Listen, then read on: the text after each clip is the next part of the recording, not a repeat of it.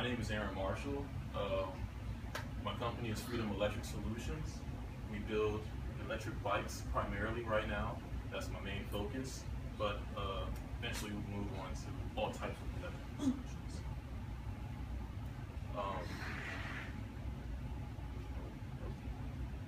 Previews, man. All right, a little background about me is I'm totally self-educated when it comes to electrical work. School hasn't really contributed much to any of my electrical knowledge. I have more than 5 years of experience with computer repair, which really bled into messing with electrical systems and batteries. I have more than 4 years developing electrical vehicles. This is my first one. I developed this when I was in Florida, my first year of college.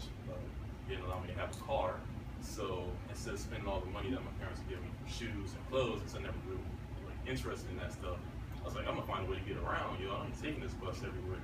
So at that point in time, electrical skateboards weren't as hot as they are nowadays. Where you can, walk down the street, maybe you'll see 1 or 2, or in a college campus you'll see 1 or 2. They were about $1,600 for the cheapest one, maybe $1,700, and it definitely didn't look like this guy. So instead of getting those small wheels on the sidewalks when I'm going back and forth to college, I figured I'd get one that has monster truck tires on it, basically. And I made this skateboard for less than $300. What I did was find a board, found some wheels. These are still the original wheels that came on, as you can see, they're completely bald. And I made my own battery pack from scratch. And of course, I had a couple of mistakes with my first electrical vehicle. But after about a year of developing this thing, it was ready to ride around.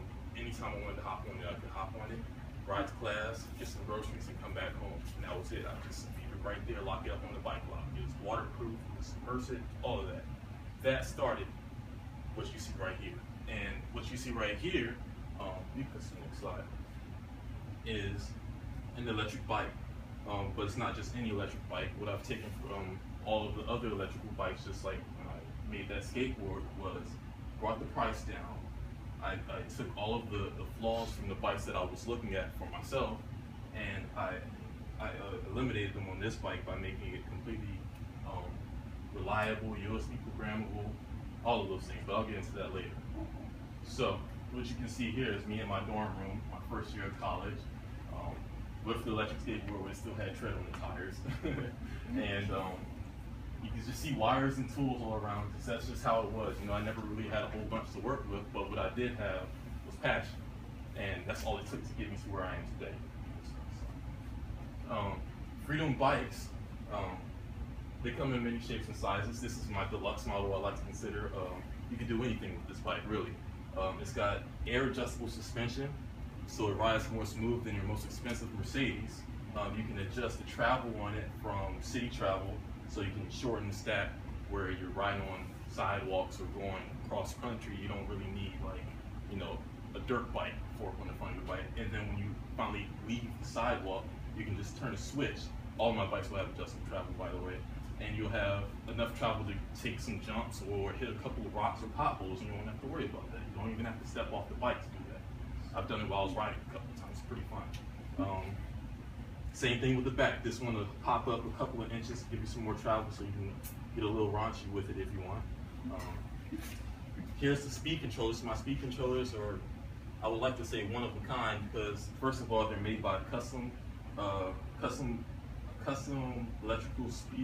electric speed controller developer in California, and then he sends them to me to set the parameters on them.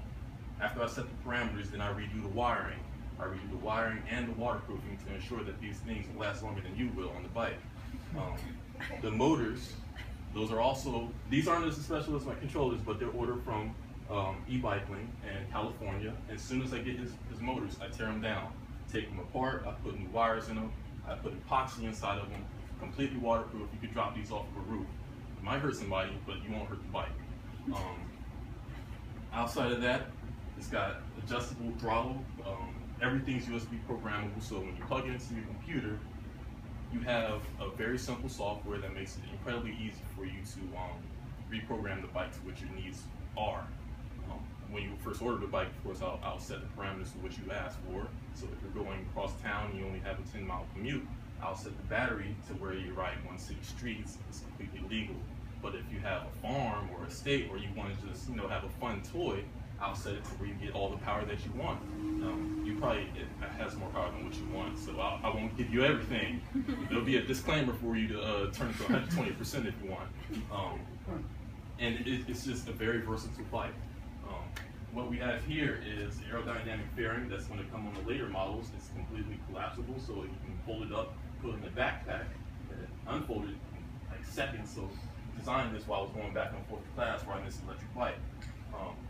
What I found that it actually increased the efficiency of the bike by reducing the drag that you get when you're riding your bike on your chest, and increases the range and top speed of it. There's not much else to say about it. It's a really simple thing, aerodynamics. So, you can take the next slide. All my bicycles come with brand name components. That's another thing I noticed when you look at other electrical bikes. They might have disc brakes, but what kind of disc brakes? So these are just some disc brakes that they found the cheapest they could get. Some of them don't even have disc brakes. That's the scary thing. Some of them have still rear U brakes. Sturdy front suspension, as you see, this really is a downhill fork basically. They come in any frame size, so no matter what size you are, I have a bike for you, and you'll be completely comfortable on it. And we also do men and women frames.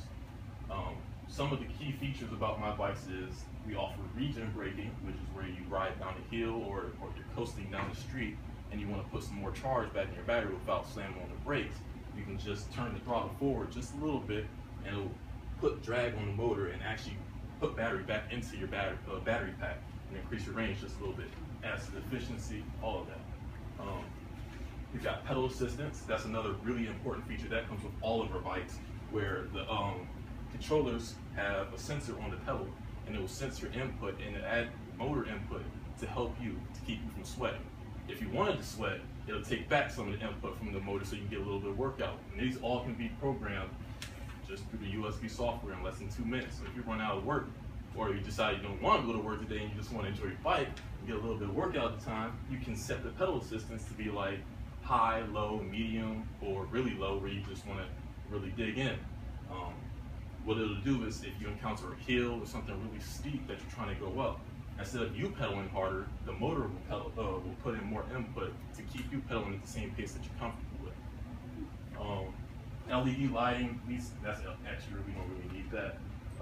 GPS tracking comes with everything. So all the bikes will come installed with the GPS tracker in the down tube, which is completely low jack proof basically, so they won't be able to remove it. You'll be able to track it on your phone. Google Maps will show you your bike in by, I think, 30 meters, the nearest location. You can send it to the police and they'll go looking for it. It even has an alarm on it, so it'll set the bike alarm off. It'll be a loud, annoying sound, and the motor will lock. So basically they'll have to carry the bike around like this in order to go anywhere, because the motor is going to be basically a boot. It'll automatically electrically lock once you set the alarm off. That comes free with all the bikes. USB power, so the battery packs will have a USB power on it. Everyone likes to plug the phone into stuff. So you can charge your phone while you're riding the bike. Next slide. We have, here are the couple, I mean, there's plenty of things that this appeals to, but we got the city dweller, we got the elderly, and we got the college students.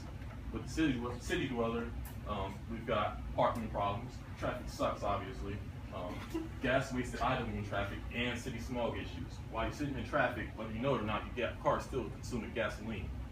And while you're sitting there, you're also polluting the air around you with all these cars sitting in the same spot. And what this does is create like a cloud over the city of smog, and it reduces the air quality.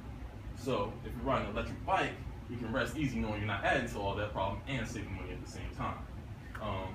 Traffic sucks, you might work less than 5 miles down the street, but it'll take you 30 minutes to get there. On my bikes, I've actually had fun finding out that it's quicker to get from my house to school on this bike than it is with my car, just because I have to find a parking space, to park my car, pay a meter. I'm not even speaking about like passes, because if you got a pass, it's gonna put you on the end campus. That's obviously gonna take you a long time to walk. With this guy, I literally live on the second story of my apartment building, and I carry it down every day. It's a really lightweight bike. I'll pick it up for you right here. It's basically a normal bike with just a very lightweight battery pack and a sensor and a motor in the back. And I carry it down, hop on it, and I'll just take off. I go straight to school, and the bike locks are right in front of the class, so you lock it to the bike rack and forget about it. For the elderly, they desire activity, They can't pedal as well, and it encourages exercise and health. That's where the pedal systems came in. I already explained to you how the pedal systems helps you up hills or long distances. This takes the fright, the challenge out of riding a bike and getting active. So it encourages independence.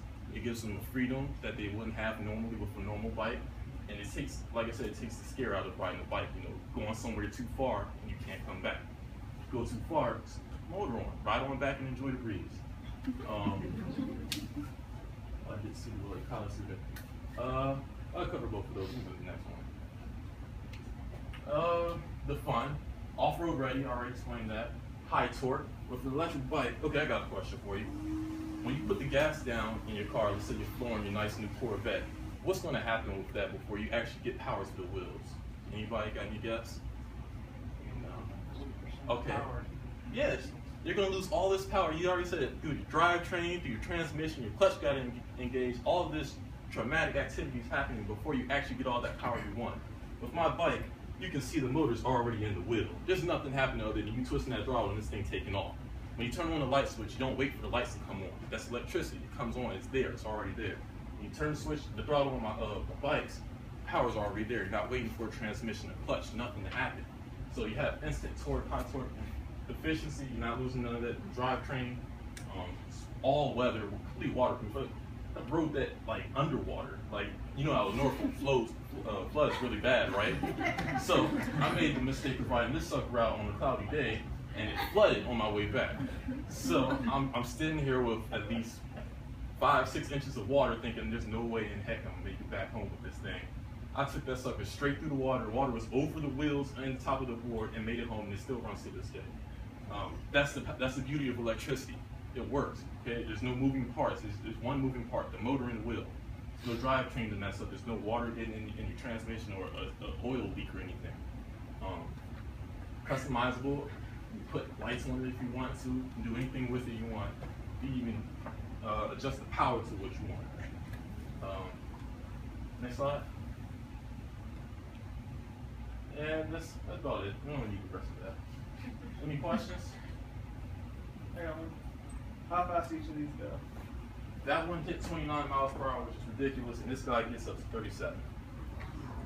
So it's not a toy. I mean, you can think of it as this is just a bicycle that you put an electric motor on. No, this is a vehicle that you can actually ride on the streets with. I've had fun passing cars on this bike. Yes.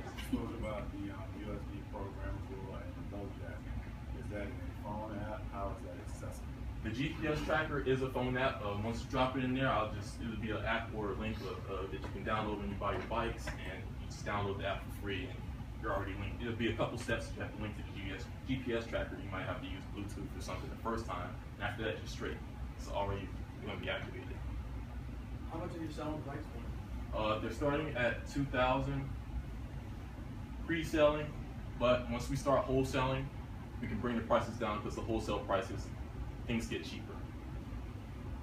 Can you take the battery off and bring it inside to charge it? Do you have to take the whole bike inside? The batteries will be completely detachable. You'll be able to take them out in a couple seconds. That brings me to this. Thank you for bringing that up.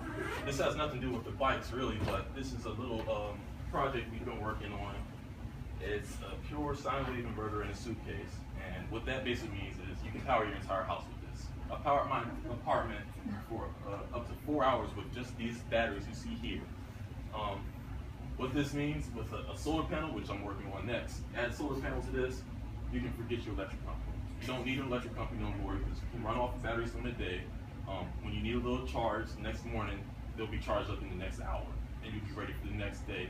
These batteries, I'll have the batteries scalable, so you can, if you have a really large house that uses more power, you add more batteries to make sure that you last an entire week without electricity. The solar panels charge it whenever you need to charge again. That answers your question. Yes. Yeah, quick question about licensing. So like that's 37 miles an hour. So does that register now with a bike, or do you have to register with the DMV as a scooter? This guy's a scooter, but like I said, the USB programmable, and they will all come at the USA standard limit to be considered a bicycle. So you won't need to put license, you won't need any of that crazy stuff. But like I said, it's going to be a disclaimer. If you decide to turn the power up, that's your choice. All right? So you got to be responsible. But they'll all be completely legal. As soon as you get them, you don't have to worry about any of that junk. Last question. Now, back to the programming of the bike. Back to his about the phone app. Is there a phone app that you can program the bike with, or do you have to take that in and plug it? I don't have an app where you can program the bike with yet because it requires a USB dongle to plug into this guy. So you have to plug into a computer to program it. There might be an app in the future, but I haven't looked at those options just yet. All right. Thank you, Erin.